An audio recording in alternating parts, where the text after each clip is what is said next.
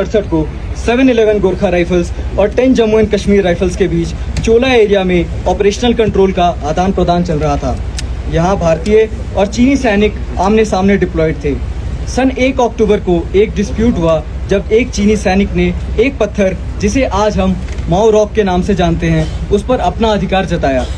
पर सूबेदार ज्ञान बहादुर लिंबू ने तुरंत उस पत्थर पर अपना पांव रखकर उस पर अपना हक जताया, जिसके बाद उनके ऊपर एक चीनी सैनिक ने बेनेट के द्वारा उनको जख्मी कर दिया।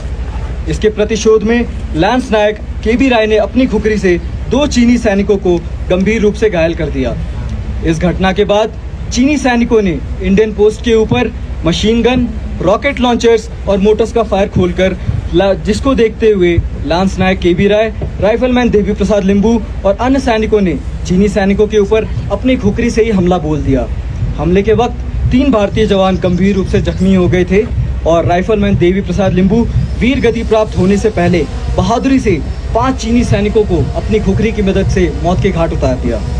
लेफ्टिनेंट राम सिंह राठौड़ 711 गोरखा राइफल्स की कंपनी की मार्गदर्शन करते हुए वीर गति को प्राप्त हो गए थे, जिसको देखते हुए कमान अधिकारी ने कुछ सैनिकों की एक टुकड़ी लेफ्टिनेंट कर्नल केबी जोशी के कमान में .4729 को रिकैप्चर करने का आदेश दिया, जो कि 2 अक्टूबर 1967 की सूर्य की पहली किरण पड़ने के पहले भारत के कंट्रोल में था।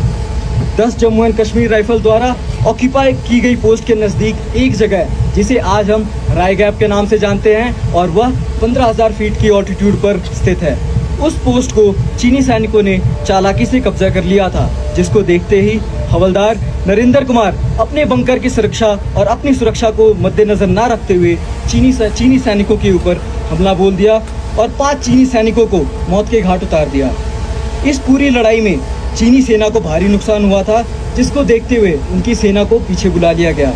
इस झड़प में भारतीय सेना के 1 बहादुर अफसर और 20 बहादुर जवान शहीद हुए और चाइना के 44 जवान मारे गए थे। यह लड़ाई भारतीय जवानों की असाधारण वीरता और अनुशासन का जीवंत प्रमाण है। चोला 1967 की लड़ाई हमेशा हमारे वीर सैनिकों का बलिदान और बहादुरी को याद दिलाता है। अब मैं अपने मुख्य अतिथि श्री सोनम लामा, माननीय मंत्री public health engineering, water resources और एक्लेसियास्टिकल डिपार्टमेंट को मंच पर बुलाना चाहता हूं और राइडर्स ग्रुप के हेड को मोमेंटो देकर सम्मानित करें।